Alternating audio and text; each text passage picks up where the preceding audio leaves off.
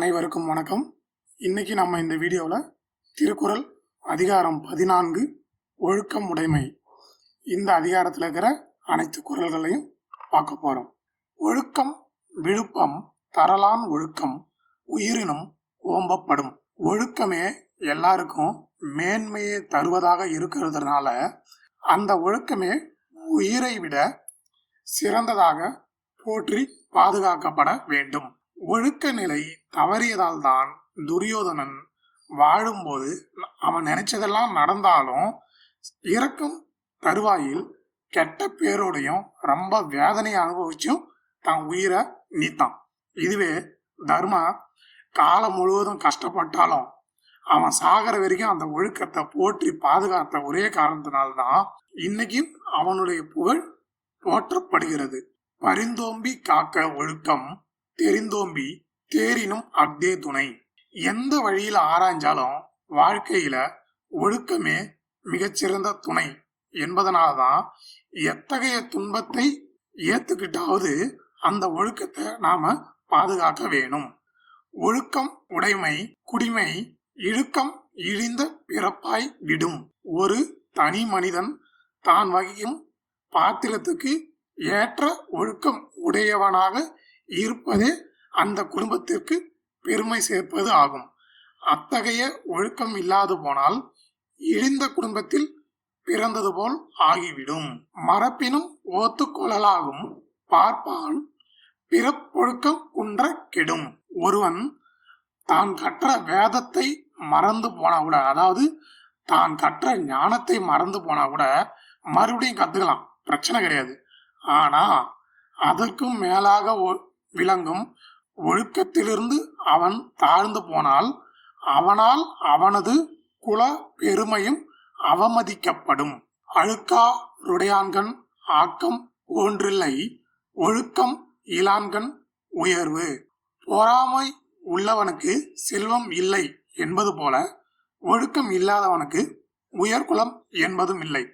அதாவது ஒருத்தன் அடுத்தவங்களை பார்த்து பொறாம கொள்றவனா இருந்தான் அப்படின்னாக்கா அவன்கிட்ட எவ்வளோ பணம் இருந்தாலும் அடுத்தவங்க கிட்ட இருக்கிறத பார்த்து கடைசி வரைக்கும் பொறாமப்பட்டுதான் இருப்பானே தவிர அவன்கிட்ட இருக்கிற பணத்தினால அவனுக்கு பிரயோஜனப்படாது. அது போலதான் ஒழுக்கம் இல்லாதவன் என்னதான் உயர்ந்த குலத்துல பிறந்து இருந்தாலும் அதனால் அவனுக்கு எந்த பயனும் இருக்காது.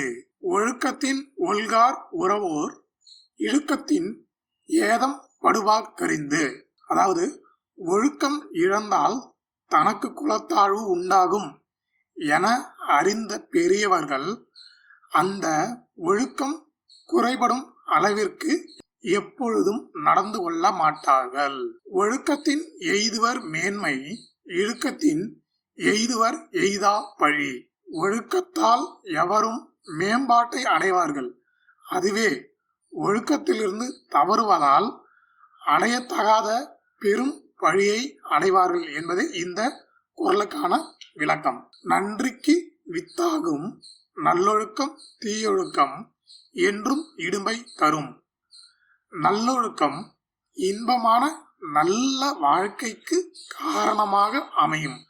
அதுவே தீய ஒழுக்கம் நம்மிடம் இருக்கும் என்றால் அது எப்பொழுதும் நமக்கு துன்பத்தையே கொடுக்கும். ஒழுக்கம் உடையவர்க்கு ஒல்லாவே தீய வழுக்கியும் வாயார் சொல்லல். அதாவது மறந்தும் தீய சொற்களை தம் வாயால் கூறுவது ஒழுக்கமாய் இருக்கும் ஒருவரால் முடியாத காரியம் ஆகும். இதற்கு எக்ஸாம்பிள் பார்த்தீங்கன்னாக்கா தர்மா தன்னை எல்லாரும் சேர்ந்து எவ்வளவுதான் அவமானப்படுத்தினாலும் கடைசி வரைக்கும் யாரையும் பழித்து பேசாம தன் நிலையிலிருந்து மாறாம வாழ்ந்தான். இதுவே மிகச்சிறந்த எடுத்துக்காட்டாக இருக்கும். உலகத்தோடு ஒட்ட ஒழுகல் பலகற்றும் கல்லார் அறிவிலாதார். முந்திய அறநூல்கள் கூறியவற்றுள் இன்னைக்கு பொருந்தாதத விலக்கி வச்சு இதுல கூறாத பொருந்தர விஷயங்களை ஏத்து வாழ கல்லாதவர் பல்வேறு நூல்களை கற்றவரே என்றாலும் அறிவில்லாதவரே. அதாவது பழைய நூல்கள்லாம் கத்து தேர்ந்து வந்தாலும் இன்னைக்கு காலகட்டத்துக்கு ஏத்த மாதிரி தேவையானதை மாற்றி தேவையில்லாதது விலக்கி வாழ கற்றுக்கணும். அப்படி வாழ கற்றுக்கலனாக்கா நம்ம எவ்வளோ பெரிய நூலெல்லாம் படித்து இருந்தாலும் அதனால் நமக்கு எந்த பிரயோஜனமும் இல்லை என்பது இந்த குறளுக்கான விளக்கம். ஸோ இந்த வீடியோவில் நாம் திருக்குறள் அதிகாரம் 14 10 குறள்களையும் அதற்கான விளக்கங்களையும் பார்த்தோம். தொடர்ந்து மற்ற அதிகாரத்தையும் அதற்கான விளக்கத்தையும் நான் ஒவ்வொரு வீடியோவாக தனித்தனியாக எடுத்து போடுறேன். நன்றி, வணக்கம்.